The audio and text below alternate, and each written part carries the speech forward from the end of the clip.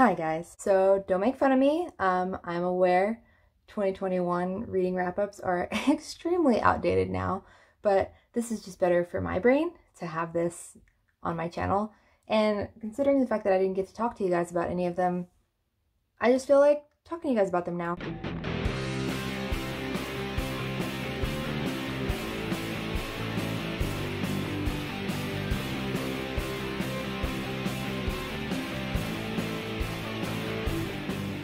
I feel like 2021 was like a really reformative year for me as far as reading.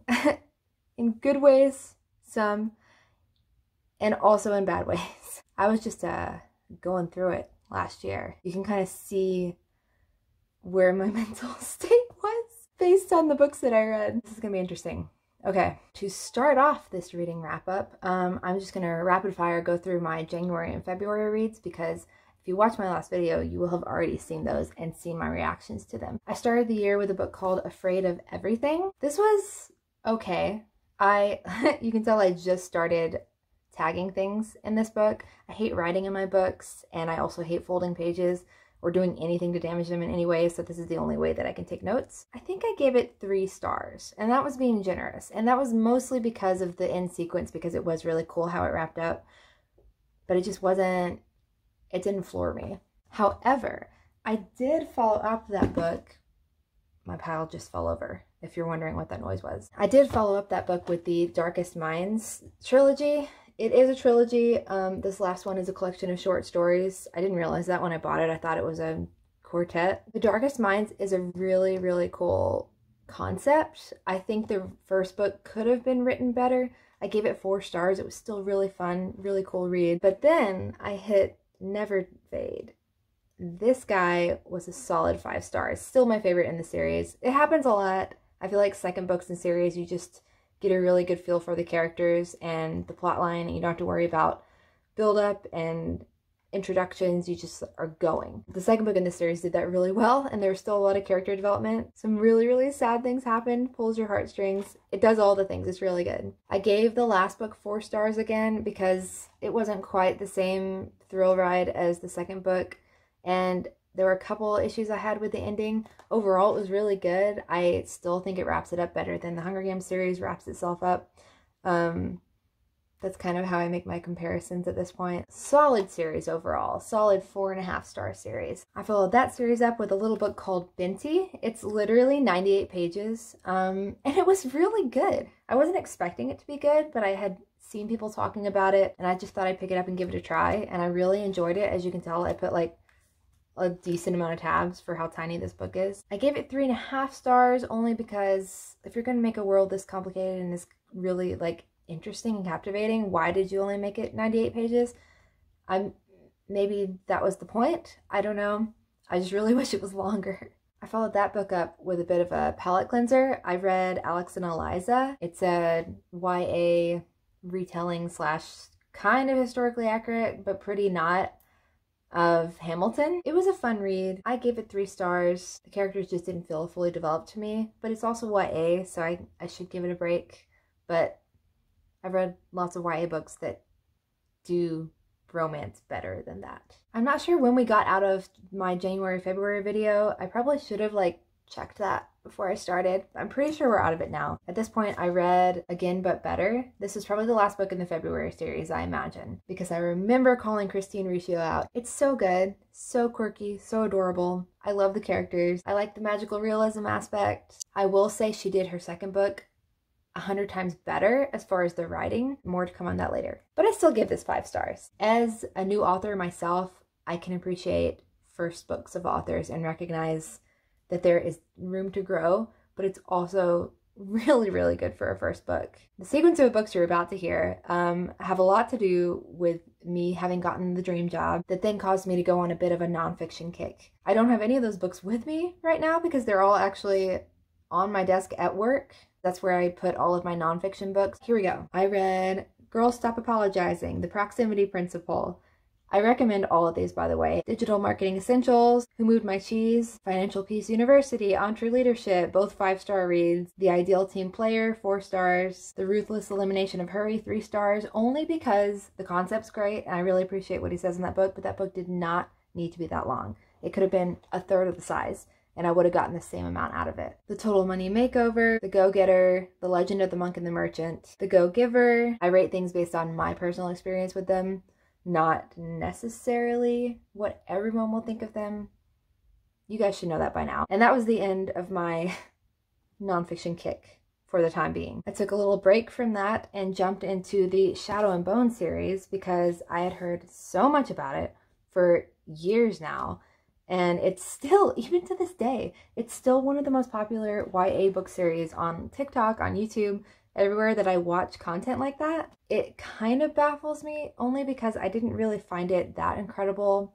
It was a good series. I enjoyed reading it. I gave the second book 5 stars because the second book was my favorite, as always. And Nikolai was in the second book, so I love him. But comparing this to Six of Crows, I would say this is mediocre at best. I think if I'd read this first, I probably would have liked it more, but now seeing what Leigh Bardugo can do with characters, they're just done better than these are, and I wasn't happy with characters' choices by the end, and wasn't happy with the end in general. I watched the Netflix series. It was fun. 4 stars overall. Just not entirely understanding the hype. If she should be popular, she should be popular because of Six of Crows, because I adore that book. I read another couple of nonfictions after that. Redefining Anxiety is just a quick little novella. It's really great. I gave it 4 stars. You should read it if you're feeling not great mentally. We won't comment on how I was doing at the time that I read it. Then I read Building a Story Brand. I read Love Your Life Not Theirs. And then I jumped back into fiction. I read Christine Riccia's other book that had just come out when I read it, and I actually got it signed by her. And this is why I adore this author. One of the many reasons actually why I adore this author is that when she signs stuff, she really goes all out. She also gave me a card with a little note on it. I kept it. I'm probably gonna frame it. She's so sweet and so incredible, and I've been following her since I was like 12, so it was just really full circle to like get this kind of personalization from her when I purchased her second book. Even after the raving review that I gave her first book, this does so much better. It's a sister dynamic, which I never had a sister, but I still really enjoy the dynamic that she portrayed there. The cover kind of has 2 covers. You see the sister on one side, other sister on the other. The story just really healed something in me. I can't really explain it because I haven't had a sister or a falling out exactly like that, but for some reason it really impacted me. And I am probably going to read it again this year because I could really use another pick-me-up like the end of this book gives you. I was also in a book club at this time that was reading a book called You Are What You Love. I gave that 2 stars. That was my lowest star rating of the year. It was another one of those books where I feel like he could have told us the concept in a couple of paragraphs, but he wrote a whole book about it. The way it was written, if you're going to do personal development or spirituality or any of those type of books, there's always a fine line between being helpful and being condescending. And this one felt like the condescending side of that. Liked the concept, not the book. I also read Everyday Millionaires, another nonfiction, 4.5 stars, really great book. I also read Retire Inspired, not a great one in comparison. And then I looked up the author and realized the next sequence of events definitely suggests the downward spiral that June, July-ish of 2021 gave me. My husband and I went on a bit of a nightmare trip where we essentially lost our car in the process. Like, it broke down, was irreparable, we had to fly home. Lots of drama, lots of tears. It was kind of like the straw, not that this is a small event, but this was the straw that broke the camel's back as far as like just how I was feeling mentally. So it was not great, but it ended up causing me on the plane ride home to download Kindle Unlimited, which I will say, best form of escapism I have ever found. So when I read off these books, I don't have the books in person because I read them all in Kindle Unlimited. And I also will preface this by saying that I don't recommend these unless you're going for pure entertainment and you're above the age of 18. Maybe above the age of 21 for a couple of them.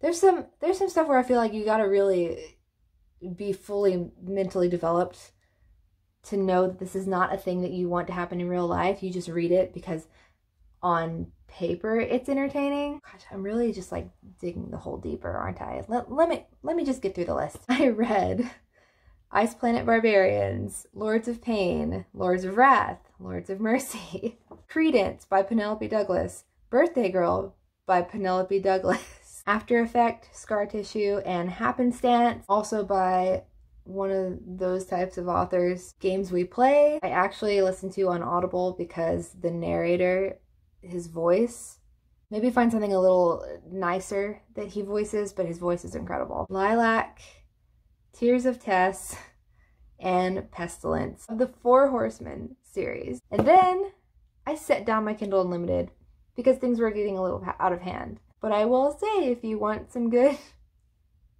entertainment and escapism, those were all quite the ride. I didn't really know where to go from there. This video has just spiraled into me questioning my choices. Mentally, though, I was on the come up by this point. I decided to jump back into nonfiction for a bit. I read Empowered, Inspired, and Baby Steps Millionaires. Baby Steps Millionaires I gave 5 stars. It's like a new and improved version of Everyday Millionaire. Someone at work suggested that I start reading Harry Potter. That's been suggested to me like 1,200 times. As a reader, it's weird for people if I haven't read Lord of the Rings, Harry Potter, or Percy Jackson. And as you all know, last year I did read Percy Jackson and I really enjoyed it. So I figured I'd give Harry Potter a shot. I started those September-ish and tore through them. By the time November rolled around, I was done. First couple books, I could see the appeal. I could see that if I was 12, I would like these. Third book hits, and I was all in. 6th book, I was literally in tears half the book. What's great about being completely out of the Harry Potter franchise, like I hadn't seen the movies or anything, so I didn't know what was coming. Every time I finished a book, I would watch the movie of that book. It was so much fun. That was something I couldn't do with Percy Jackson because the few movies that they did make were god-awful and embarrassing, and I just didn't touch them. But with Harry Potter, the movie experience is pretty equal to the books, and I 10 out of 10 recommend the Harry Potter series, with the added consideration that you do have to kind of push through the first 2 books if you're an adult now.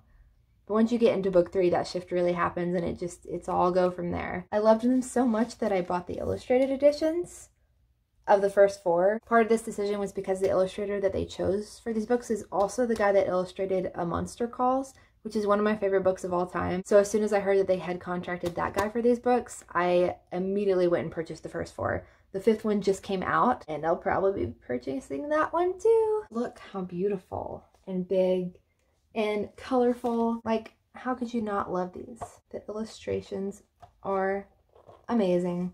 Anyways, this video is going to go way too long if I don't end it soon. So that was my 2021 reading wrap up. I will be doing 2022 fairly soon because it's November now, but I have some other things in mind that I'll be updating you guys on between now and then. Life stuff, creative things that I've been working on. Super excited about those things. So I will see you guys in the next episode. And until then, I hope you guys have a fantastic week.